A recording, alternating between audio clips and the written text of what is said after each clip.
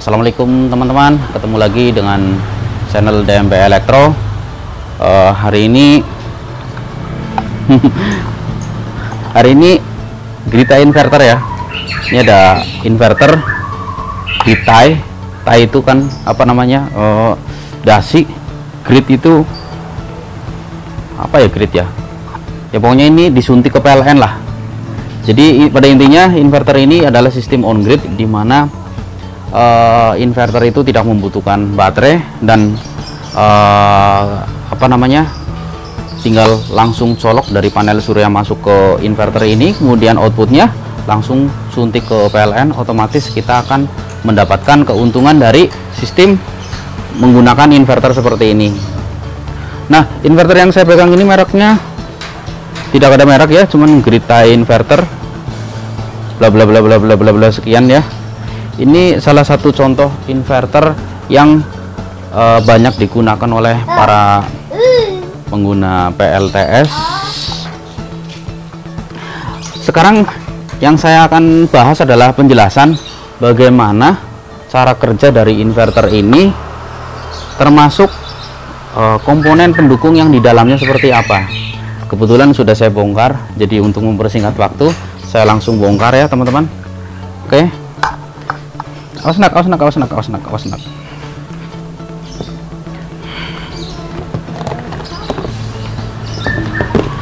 teman-teman yang belum paham cara kerja Grita itu gimana sih, kalau ada beban gimana, kita lagi produksi banyak, misalkan nih panel surya kita sedang produksi besar gitu, panas, kemudian kita pakai beban. Nah, cara kerjanya bagaimana sih gitu kan, banyak yang jadi pertanyaan.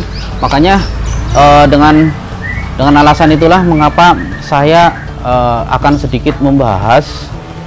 Intinya sama-sama belajar teman-teman, sama-sama belajar mengenai apa yang kita dapat kalau kita memakai inverter on grid atau GTI inverter semacam ini gitu.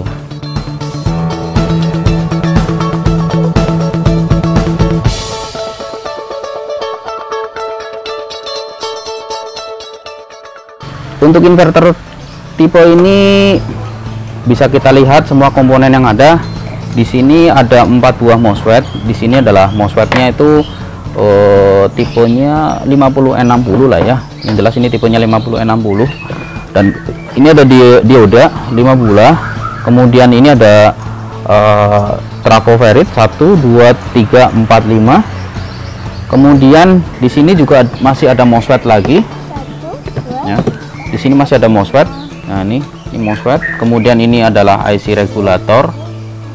Kalau ini MOSFET-nya tipenya bebas sih ya. Yang penting tuh arusnya di atas 100 kalau bisa.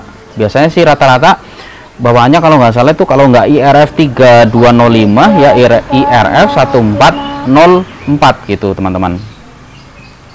Nah, kemudian di sini ada biasa nih koker ya, lilitan juga untuk apa, menghaluskan frekuensinya.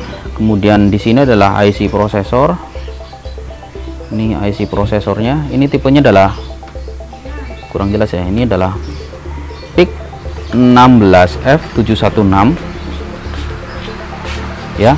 Dari IC prosesor ini, si prosesor memerintahkan IC ini ya, ini adalah tipenya adalah UC2806 ya, UC2806. Kemudian si UC2806 itu dia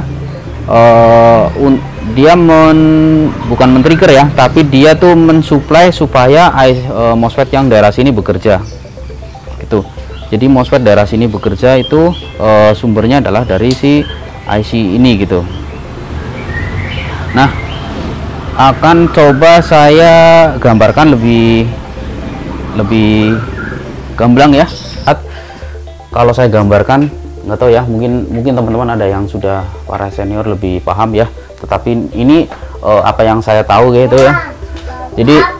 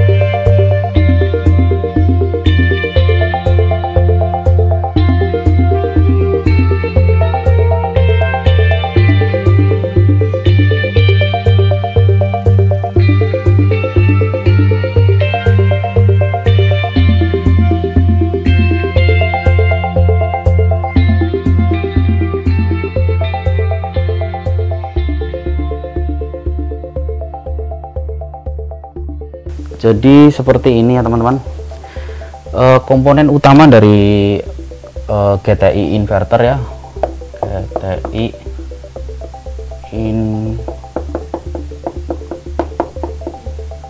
ya.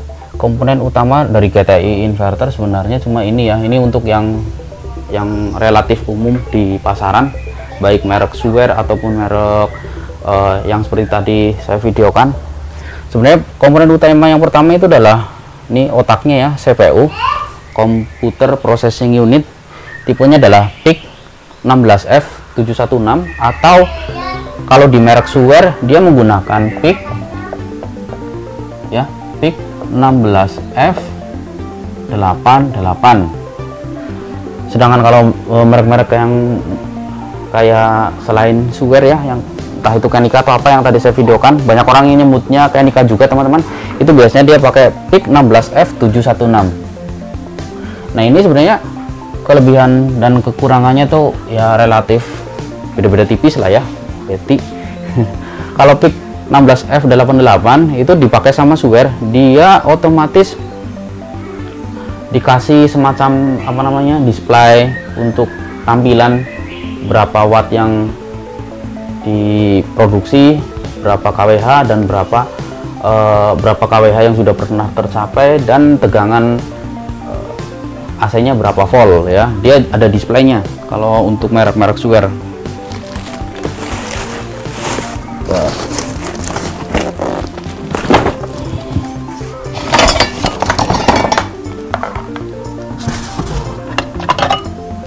Nah, ini adalah contoh dari merek Suwer ya. Dia ada kWh displaynya ya, jadi dia menampilkan lebih lengkap untuk informasi tampilan apa namanya, tampilan yang sedang kerja gitu kan. Nah ini mainboardnya, kalau ini adalah mainboard dari GTI inverter merek Suwer ya. Nah ini adalah tipenya adalah PIC 16F88, PIC 16F88. Pokoknya nggak jelas lah teman-teman tulisannya, karena kondisinya kena biasa habis dibongkar pasang, kena thinner, jadi tulisannya nggak jelas gitu ya. Tapi yang jelas ini tipenya adalah PIC 16F88. Kemudian ini PIC 18F88 dia mengkontrol apa namanya, UC 2806 ya. Intinya ke bawahnya sama lah, ke bawahnya tuh beda-beda tipis tapi basicnya tuh sama gitu. Pada dasarnya kalau punya Suwer di sini dia ada display. Dan kondisinya kalau PIC 16F88 dia secara CPU dia lebih tinggi clocknya, lebih tinggi isi apa namanya, datanya lebih banyak dibanding dengan PIC 16F716. Jadi inverter on grid itu pada dasarnya adalah sebuah prosesor ya, prosesor merek PIC ya, itu yang di pasaran paling yang murah-murah yang kita pakai. Kalau yang udah tinggi ya beda lagi ya, itu lebih rumit. Sebuah prosesor yang mempekerjakan apa namanya, jadi prosesor ini dia mempekerjakan UC2806. UC2806 ini kalau kita lihat di dataset hampir sama dengan IRS 2113, tetapi UC2806 itu dia apa namanya ya, cukup satu gitu ya, cukup satu. Kalau IRS kan dia membutuhkan 2 buah IRS untuk mempekerjakan 1 buah inverter, sedangkan kalau dalam GTI inverter dia cukup menggunakan 1 buah IC untuk memperkerjakan semua trafo step up ya, trafo step up yang dari panel surya ya. Kalau ini kan dari panel surya inputnya. Nah gini, dari sini masuk ke PIC dari PIC masuk ke UC2806. UC2806 ini IC-nya output IC-nya dia mengkontrol MOSFET. MOSFET ini adalah, anggap aja ya, IRF 1404. Nah dari MOSFET ini dia bekerja sama dengan trafo ya. Jadi MOSFET dan trafo switching itu bekerja sama. Jadi supaya trafo bisa hidup, maka MOSFET harus dikemudikan oleh UC2806 tadi gitu. Nah setelah trafo dan IRF 1404 ini dia bekerja yang digerakkan oleh IC ini, maka output dari trafo atau gulungan sekunder ya. Ini kan gulungan primer kan dia dapat dari panel surya ya, yang anggap aja 18 volt lah ya. Nah, sedangkan gulungan sekundernya atau outputnya itu dia dimasukkan ke dioda, yang dimana dioda itu bentuknya kalau di dalam software itu di sini ya. Nah, ini jadi, nah ini seperti ini ya. Ini dioda, output dari dioda ini kemudian difilter juga oleh sini ya. Ini ada coker, kemudian dari coker ini dimasukkan ke dalam rangkaian yang bertujuan untuk membantu suplai dari PLN gitu ya. Nah, dari PLN sendiri sebenarnya rangkaiannya seperti ini. Ini PLN kan ada line, ada netral ya. Line dan netral ini ya, dia tuh langsung kok masuk ke dalam FET, anggap aja IGBT ya. IGBT yang 4 ya, 4 buah IGBT, yaitu ini. Dari dalam PLN itu langsung masuk ke buah FET ini, yang artinya bisa dibilang kita tabrakin gitu. Kalau dalam inverter off grid otomatis kan rusak ya, namanya PLN ketemu dengan IGBT langsung itu rusak. Kalau ini enggak, karena pada prinsipnya jadi IGBT ini ya, IGBT ini dia dapat supply atau dia bisa bekerja kalau ada asupan dari PLN gitu. Kalau PLN tidak ada asupan dari PLN atau outputnya ini nggak dikasih colok ke listrik PLN, maka IGBT ini akan mati gitu, karena dia dapatnya dari PLN gitu. Dan semua grid tie inverter itu semuanya tuh menggunakan semuanya pure sine wave ya. Mungkin kalau belum pure sine wave gimana ya, anggap aja kayak gini ya, sebuah grid tie inverter yang dimana colokan outputnya itu kita colokan ke PLN tapi belum pure sine wave, kan bingung. Semua PLN pure sine wave, tapi ini mau ngebantu gimana belum pure sine wave, otomatis dapatnya apa gitu loh. Mungkin kalau outputnya itu diumpan ke semacam kayak genset, yang genset kayak diesel yang buat sound system yang masih belum PSW ya, itu bisa. Tetapi kalau udah PLN halus 220 volt pure sine wave ya harus menggunakan inverter yang on grid pure sine wave gitu. Makanya di sini ada beberapa logo, kalau nggak salah tuh ada logonya pure sine wave ya.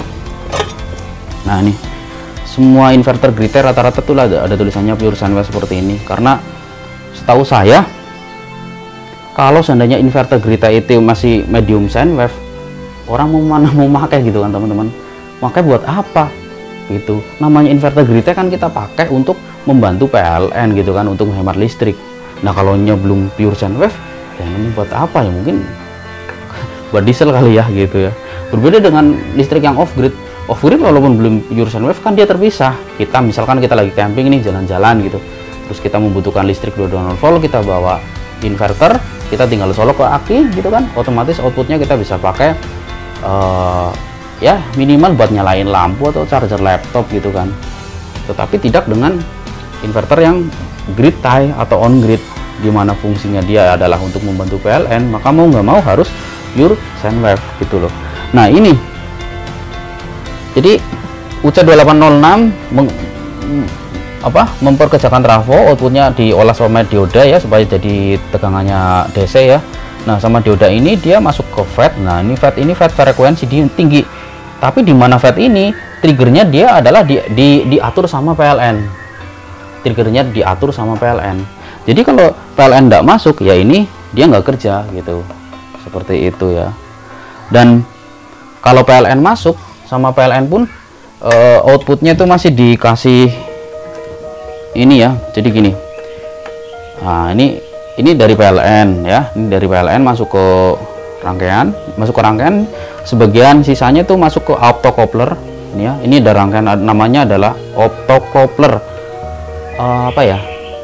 Ya intinya tuh sebenarnya ini transistor dimana basisnya itu dikendalikan oleh adanya tegangan sini gitu. Misalkan di sini itu ada tegangan, yang artinya tuh PLN masuk ya, di sini ada tegangan, maka ini si transistor di dalamnya ini dia akan bekerja, tetapi antara sini dengan sini itu dia terpisah gitu. Jadi dia semacam kayak kata orang sih disorot pakai cahaya gitu, intinya tidak berhubungan lah antara sini dan sini. Kalau diukur tidak ada hubungannya secara elektro, kecuali dia hanya ada cahaya gitu, ada cahaya. Optocoupler, optocoupler kalau nggak salah. Nah ini dari PLN masuk ke sini, optocoupler rangkaian triggernya, kemudian ini dia menghidupkan si UC. Jadi PLN masuk, dia memperkerjakan IGBT, sama dia masuk ke, nah ini lapor ke CPU. Jadi kalau listrik PLN masuk, yang pertama dia adalah masuk ke rangkaian IGBT untuk nge-trigger, yang kedua dia masuk juga ke IC prosesor si PIC 16F716 atau PIC 16F88 untuk lapor bahwa saya ada data masuk loh, ini tegangan sekian, frekuensi sekian, seperti itu teman-teman. Nah selanjutnya mari kita tes, kita uji coba seperti apa sih cara kerja inverter dari on grid atau GTI inverter ini ya, GTI inverter. Ayo, oke teman-teman, kalau kita lihat spesifikasi di belakang untuk tipe yang ini adalah VMP 18 sampai 21 volt, VOC 20 sampai 24 volt. VMP, V itu kan tegangan ya, MP VOC 20 sampai 24 volt. VOC itu apa namanya, open circuit lah ya. OC itu kan open, tegangan open circuit, jadi tegangan panelnya itu apa namanya, antara 20 sampai 24. Jadi tegangan 20 sampai 24 itu dari panel surya itu belum ada beban. Jadi kalau kita ukur dari panel surya itu belum ada beban, maka yang disarankan adalah sebelum nyolok ke sini tegangannya adalah 20 sampai 24 volt. Dan DC input adalah 10,5 sampai 28 volt, yang artinya kalau sudah bekerja ini sekitar 10,5 sampai 28 volt harusnya bisa ya. Agak bingung saya nih. Oke lah, lanjut aja kita teman-teman. Kita akan mempelajari bagaimana sih cara kerja dari inverter ini. Bagi teman-teman yang masih belum paham tentang inverter on grid, akan kita belajar sama-sama ya teman-teman. Kebetulan saya bukan pemakai sih, kebetulan saya pakainya off grid, tetapi sering dapat job untuk on grid juga untuk perbaikan.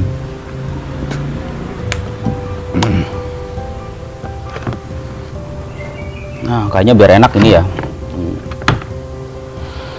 Nah ini adalah aki. Sebenarnya aki itu tidak disarankan untuk apa namanya, memperkerjakan inverter on grid, karena aki itu pada basicnya dia kan arusnya bisa tinggi ya. Yang jelas aki itu kalau kita pasang ke on grid, karena sistem MPPT nya itu dia semakin lama dia akan menguras, minta terus gitu. Jadi misalkan dia awalnya minta 2 ampere 3 ampere, lama-lama arusnya diminta terus dan tegangannya tuh dipres. Yang tadinya tegangannya misalkan 24 volt, dia bisa dipres sampai mungkin di bawah 20 volt gitu untuk bekerjanya si MPPT. Makanya kadang teman-teman, salah satu penyebab dari kerusakan MPPT itu adalah mereka yang menggunakan aki. Karena apa? Dari aki ke sini itu tidak ada limiternya. Misalkan ini ukurannya anggaplah 500 watt. 500 watt 20 volt ya, berarti kan 20 dibagi 500 berapa ampere gitu. Nah, tetapi kalau aki ini dia kan suplainya bisa lebih dari ampere yang dibanding dengan ampere seperti panel surya gitu. Nah, inputnya saya pasang ke aki. Ini jangan ditiru ya teman-teman, ini hanya untuk trial karena saya pakainya kan nggak lama dan lagi pula akinya ukurannya kecil, jadi aman lah. Jangan ditiru kalau aki teman-teman ukurannya besar, nanti yang ada tuh inverternya rusak. Ini dari aki ke inverter saya kasih tang ampere ya, tang ampere DC, tang ampere DC, tang ampere DC anggap aja 0 ya. Ini 0,2 anggap aja 0. Saya selipkan di sini, selipkan di sini kali ya. Aduh, di mana ya? Di atas aja kali ya. Aduh, nyelipin tang ampere aja susah.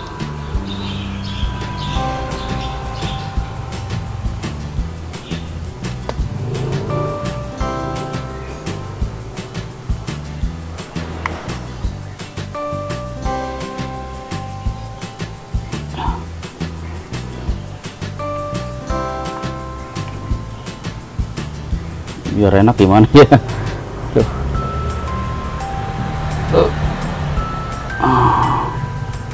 Nah ini anggap aja 0 ya teman-teman, karena ini belum saya kasih ke PLN. Kemudian namanya on grid, otomatis dia supaya bekerja harus ada input dari PLN. Kalau off grid disambungin ke PLN rusak, kalau ini malah nggak disambungin, nggak bekerja gitu. Nah ini adalah PLN, kemudian ini adalah multitester untuk mengetahui tegangan dari PLN yang sekarang adalah 220,4. Kemudian beban di sini akan saya kasih kipas.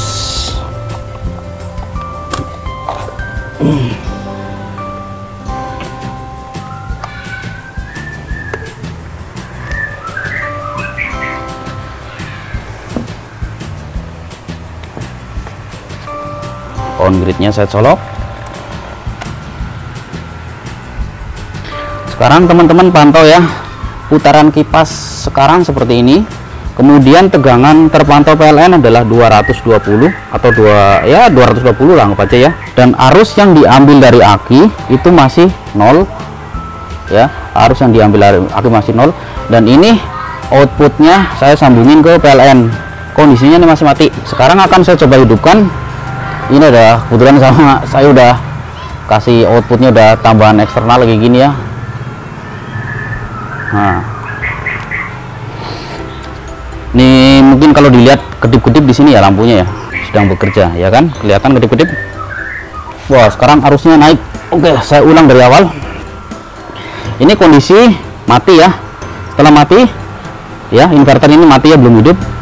Dilihat di sini arusnya 0 dan di sini tegangan 220 volt. Sekarang akan saya hidupkan. Perhatikan teman-teman, arus yang diambil dari baterai dan tegangannya menjadi berapa. Ini lagi proses ya. Nah arusnya naik 1 ampere, 2 ampere, 3 ampere, tegangannya pun naik. Teman-teman bisa lihat tegangan yang tadinya adalah 220 volt PLN kita sekarang menjadi 235 volt malah ya. Mantap. Jadi teman-teman kita bisa tahu on grid cara kerjanya adalah menaikkan tegangan PLN yang tadinya berapa, otomatis akan naik sesuai dengan yang disedot dari panel surya. Anggap aja ini sebagai pengganti panel surya ya. Sekarang 17 ampere ya. Yang disedot 17 ampere, 17 dikali 24 kalau ini ya, 24 ya berapa ya? Pokoknya banyak lah. Hitung sendiri teman-teman. 17 kali 24 ya hampir sekitar 200 lebih lah. 200 lebih.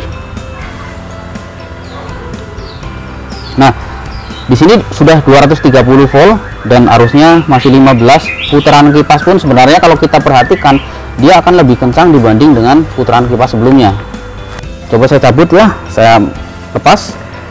Nah begitu saya lepas dia turun kembali menjadi 220. Makanya dalam sistem on grid kalau pulsa kita memakai meteran yang jenisnya pulsa ya, seperti ini. Nah ini meteran kita kan pulsa ya. Kalau meterannya masih berupa pulsa seperti itu sangat tidak disarankan. Kalau seandainya kita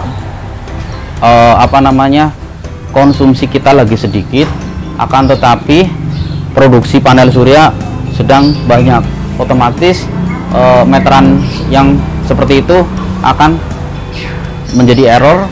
Biasanya sih errornya apa ya, pokoknya error lah, periksa gitu tulisannya.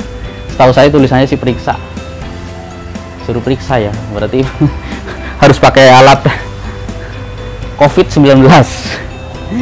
Oke teman-teman ya, seperti itulah ternyata kita tahu ya. Jadi ternyata kalau inverter on grid ini dihidupkan, maka input dari panel surya itu akan semakin disedot ya. Tegangan AC yang tadinya 220 dia otomatis akan naik terus sesuai dengan arus yang diambil dari sini dan beban yang kita pakai. Kalau beban kita pakai sedikit ya dia naiknya banyak, tetapi beban kalau kita pakai banyak otomatis naiknya dia akan perlahan lah sedikit gitu.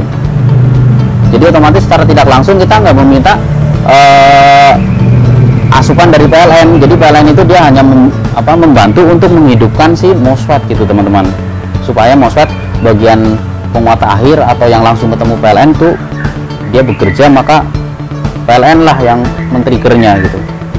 Sedangkan sisanya itu diserahkan sama peralatan panel surya dan pendukungnya. Ya, itu mati. Saya pasang 223 volt. Coba teman-teman di sini perhatikan putaran kipas. Nah, ini kondisi belum hidup ya, akan saya coba hidupkan. Apakah dia akan kencang sendiri? Tegangan masih 223.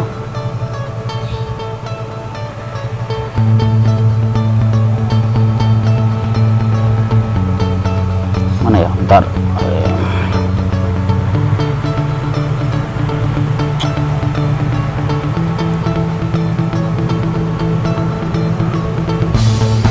Nah, sudah boleh naik. Ada perjalanan putaran.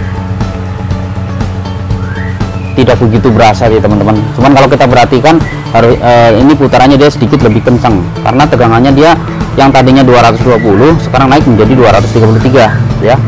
Cek 223. 233. Coba saya cabut akinya, berapa dia tegangan PLN sekarang? 223.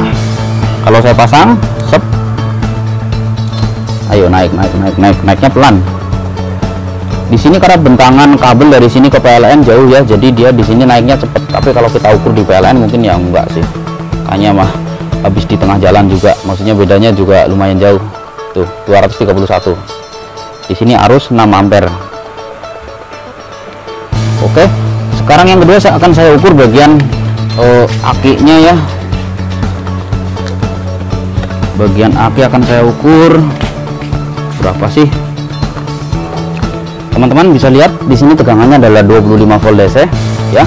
Ini 25 volt DC. Ini saya ngukur tegangan aki ya.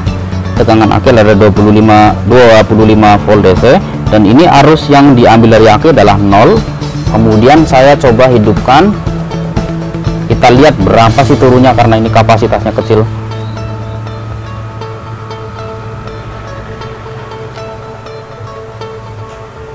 (24, 23) turun terus.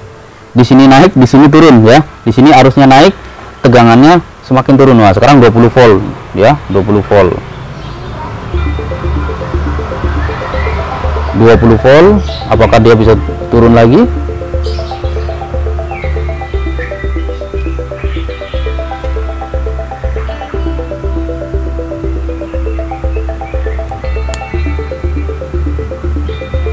Stuck ya di 20 volt. Mungkin karena bebannya nggak banyak sih. Coba saya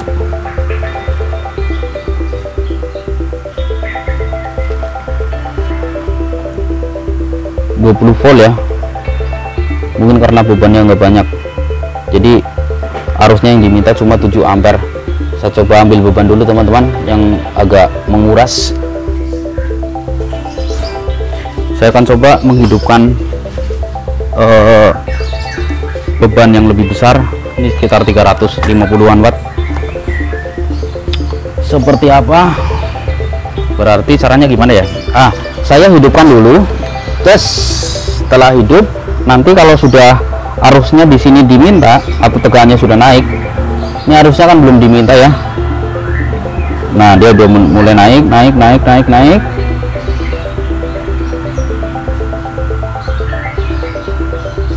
sampai mentok. Tegangan aki 20 volt. Arus yang diambil dari aki adalah 6 ampere. Sekarang 7 ampere. Tegangannya 20 volt. Arus yang diambil adalah 7 ampere. Sekarang kayaknya mentok 7. Saya coba hidupkan beban setrika. Ya, setrika hidup. Apakah mau naik lagi?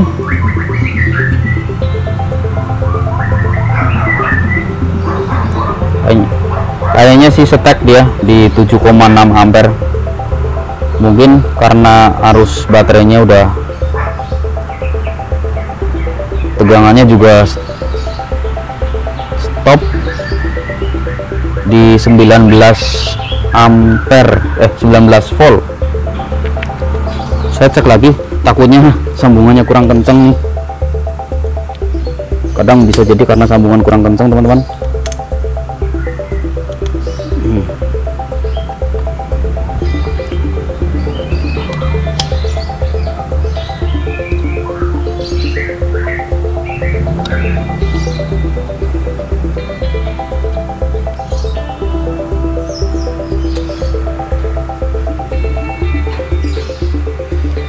Ini yang riwah ini nih, jadi menghidupkannya tuh harus dipegang. Aduh. Ini tegangan aki tes. Ini tegangan akinya di sini ya.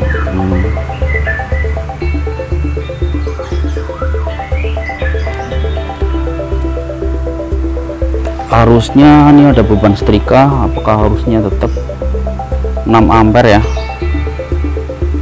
Hanya stek di 6 ampere 7 ampere.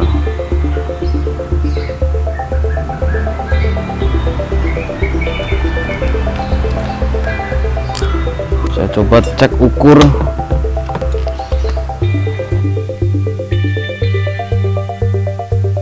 Sini juga 19 volt, teman-teman bisa bantu tes ya, 19 volt. Jadi inputnya juga 19 volt ya, 19 volt DC, tapi outputnya sudah kecapek kayaknya nih. Jadi outputnya kayaknya sudah bentar, outputnya berapa volt ya?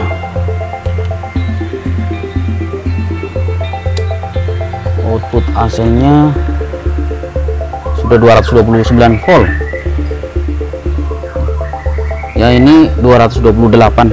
Dia naik karena apa namanya, jadi bentangan kabel dari sini ke pusat titik PLN, kalau kabel kita besar otomatis akan menyalurkan arus yang lebih besar.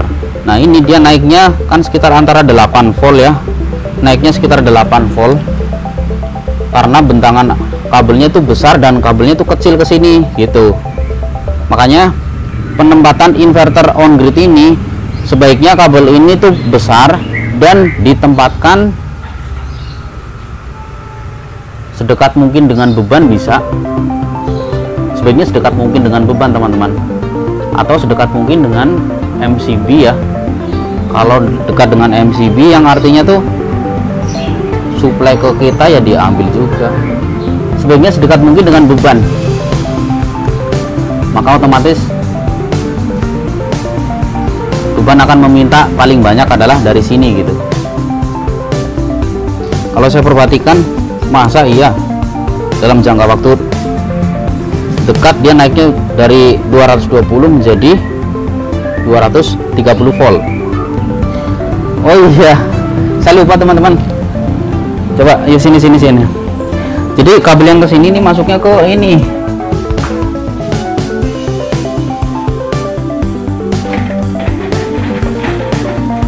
Saya lupa.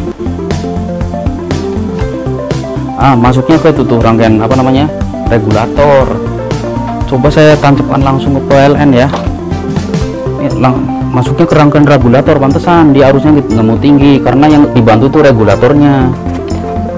Coba saya langsung tancap ke PLN ya. Nah ini tadi masuknya ke sini, makanya arusnya nggak mau tinggi karena yang dibantu tuh output dari si regulator ini gitu.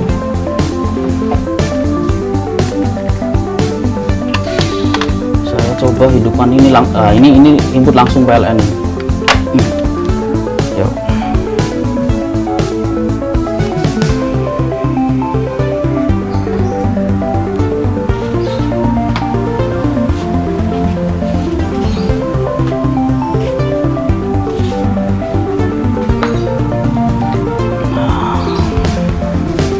Ternyata output dari PLN tuh cuma 215 tuh, cek.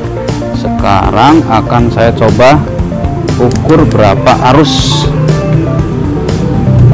Naik 220. Oh, tadi setrika nyala.